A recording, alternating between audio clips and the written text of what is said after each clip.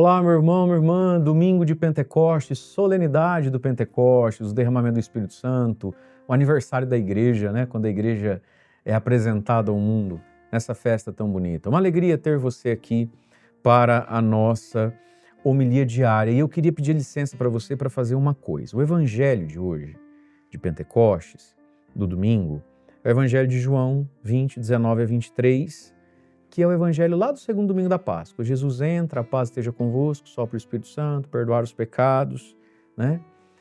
E a primeira leitura, que aí eu não iria proclamar, porque eu iria proclamar o evangelho, é a leitura do ato de Pentecostes, daí mais histórico, né?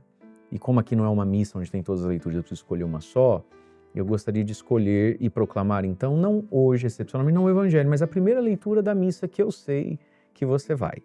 Atos dos Apóstolos, capítulo 2, versículos de 1 a 11, e diz assim: Quando chegou o dia de Pentecostes, os discípulos estavam todos reunidos no mesmo lugar. De repente veio do céu um barulho como se fosse uma forte ventania que encheu a casa onde eles se encontravam. Então apareceram línguas como de fogo que se repartiram e pousaram sobre cada um deles. Todos ficaram cheios do Espírito Santo e começaram a falar em outras línguas conforme o Espírito os inspirava. Moravam em Jerusalém judeus devotos de todas as nações do mundo. Quando ouviram o barulho, juntou-se a multidão, e todos ficaram confusos, pois cada um ouvia os discípulos falar em sua própria língua. Cheios de espanto e de admiração diziam: esses homens que estão falando não são todos galileus? Como é que nós os escutamos na nossa própria língua?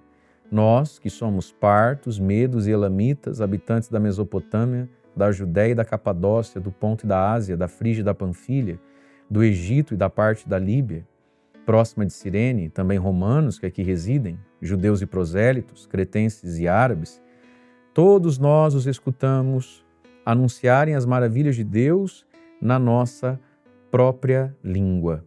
Palavra do Senhor, graças a Deus. Chegou o dia de Pentecostes, estavam todos reunidos no mesmo lugar. Irmãos e irmãs, hoje se completam 50 dias da ressurreição e nós ouvimos domingo passado no Evangelho e também em Atos dos Apóstolos, né?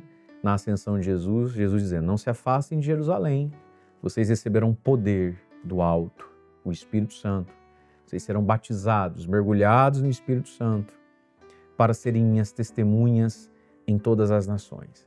E aí então estamos aqui na cena do Pentecostes, que é primeiramente uma festa judaica, a festa das colheitas, o povo que ia a Jerusalém levar os seus feixes, os seus ramos, suas ofertas das primeiras colheitas, né? Como um ato de gratidão a Deus, devolver a Deus a parte de Deus, né? Através dos seus bens materiais, da colheita, e se celebrava então Pentecostes. E aí eles estão reunidos já há 9 dias no mesmo lugar, junto com Maria, a mãe de Jesus, intercedendo, e aí começa uma manifestação divina que nos lembra o Monte Sinai.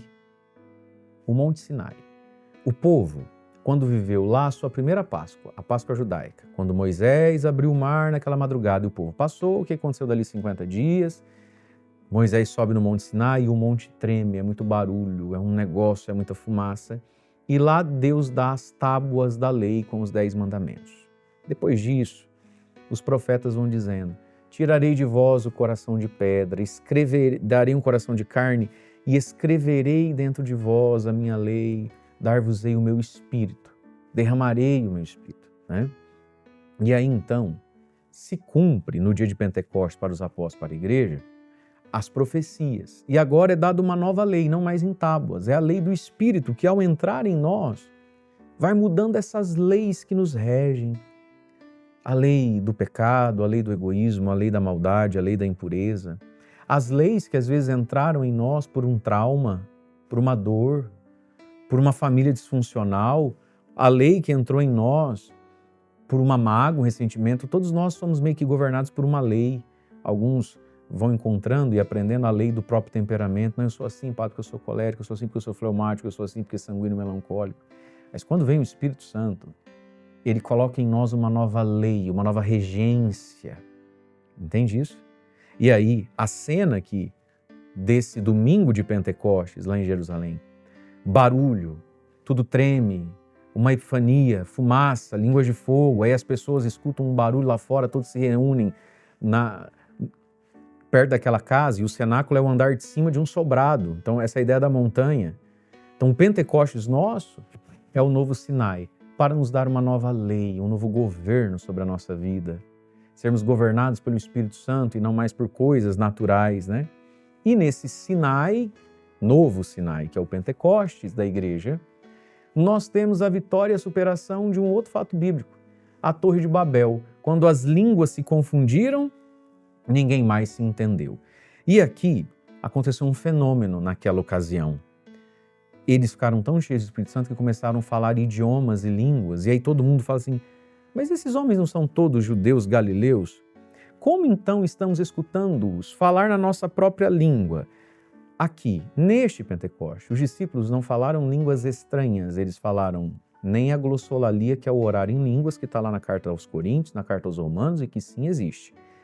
Aqui, especificamente, eles falaram línguas que existiam, eles falaram idiomas que eles não sabiam falar, mas eles estavam falando um idioma que já existia, tanto que eles dizem, como é que pode a gente ouvi-los na nossa própria língua? Então agora, galera da carismática, calma, eu também sou, vamos botar os pingos nos i. Sim, existe o orar em línguas intraduzíveis, que não é um idioma de país nenhum, é sim uma ação do Espírito Santo. São Paulo diz que edifica o Espírito, é o menor dom do Espírito Santo, mas se é dom do Espírito Santo eu estou querendo, Deus me deu essa graça, eu louvo a Deus por isso. Amém, galerinha da carismática? Calma, gente, só estamos posicionando as coisas. Então sim, o Espírito Santo pode vir a nós e nos dar o dom das línguas para uma edificação interior e até mesmo no exercício disso, ativar em nós outros carismas do Espírito Santo. Amém. Mas esse trecho de Atos dos Apóstolos, ele está aqui para nos dizer outra coisa. Devotos de todas as nações do mundo inteiro. Vou até grifar com o meu verde Palmeiras.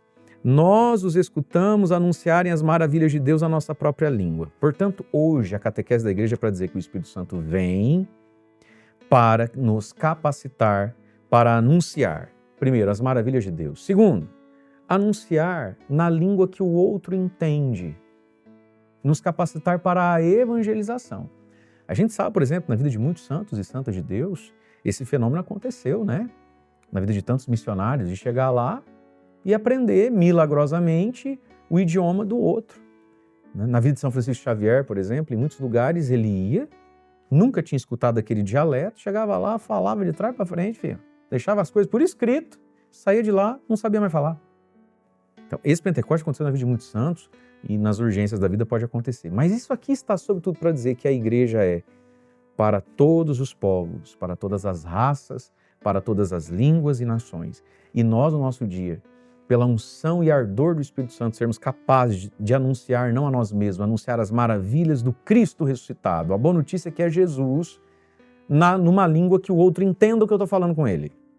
Então, meu querido, pode ser que o Espírito Santo, porque não seja necessário mesmo, que Deus te capacite a falar mandarim, japonês, tupi-guarani, inglês. Você convive aí na rua aí da sua casa, trabalha ali com o outro, está no grupinho do Zap, você não precisa aprender isso. Pode ser que o Espírito Santo não te dê o dom das línguas estranhas para a tua oração pessoal ou para o louvor comunitário de um grupo de oração. Mas para todos nós, o Espírito Santo quer sim muito nos dar a capacidade de traduzir o Evangelho na linguagem do outro. O outro que é muito tímido, o outro que é muito preguiçoso, o outro que é meio cachaceiro, o outro que é adolescente ainda, mas ele precisa entender, o outro que já está na terceira idade, ficou viúva, falar na língua do outro. À medida em que uma pessoa e uma comunidade, uma igreja tem o Espírito Santo, ela consegue traduzir o Evangelho de modo que todo mundo entenda. Porque nós estamos rodeados de cretenses árabes, mesopotâmicos, Ponto, Ásia, Frígia, Líbia, que são essas realidades humanas que nos diferenciam tanto. E que às vezes a pessoa escuta e fala, não sei o que tem a ver. Para ela não faz sentido. Mas o Espírito Santo quer uma igreja capaz, um povo capaz, você capaz de traduzir o Evangelho para as pessoas. O que mais faz o Espírito Santo? Refrão do Salmo, enviai, Senhor, o vosso Espírito e da terra toda a face renovai. O Espírito Santo renova e torna novas todas as coisas. O que mais o Espírito Santo faz? Segundo a leitura, ninguém pode dizer Jesus é o Senhor, senão no Espírito. Ele confirma a fé em nós. Ele incendeia a fé em nós. Aí Paulo vai dizer o que o Espírito faz. Diversidade de dons, diversidade de ministérios, verde palmeiras. A cada um é dado uma manifestação do Espírito Santo em vista do bem comum. O Espírito Santo pega pessoas comuns para o bem comum. Pega uma pessoa comum, dá a ela uma manifestação de alguma capacidade que edifique o bem comum daquela igreja, daquele grupo, daquele ambiente, desde coisas muito espirituais, desde coisas às vezes muito serviçais, desde que seja para o bem comum. O que mais o Espírito Santo faz? A igreja, a comunhão, de fato, disse Paulo. Todos nós, judeus ou gregos, escravos ou livres, fomos batizados num único Espírito para quê? Formarmos um único corpo, bebermos de um único Espírito. O Espírito Santo nos leva a formar corpo e o Espírito Santo desperta em nós uma sede pelas coisas do Espírito. Ele eleva a nossa vida. E aí sim o Evangelho, que a gente ouviu lá no segundo domingo da Páscoa, a paz esteja convosco, o Espírito Santo nos dá a paz. Jesus soprou nos discípulos como Deus soprou em Adão no início de tudo, recriando todas as coisas pela remissão dos pecados que está no sacramento da confissão. Disse Jesus na tarde da Páscoa, 50 dias antes desse grande Pentecostes comunitário, um Pentecostes só para os apóstolos na instituição de um ministério, perdoar pecados, é o sacramento da confissão, da reconciliação, que só o padre tem e os bispos, né? A quem vocês perdoarem o Espírito Santo. Desculpe. A quem vocês perdoarem os pecados pelo Espírito Santo, eles serão perdoados. O que mais o Espírito Santo faz? Coloca em nós um desejo de estar perdoado, de não ficar amigo do pecado. Deus abençoe você. Em nome do Pai, do Filho e do Espírito Santo. Amém.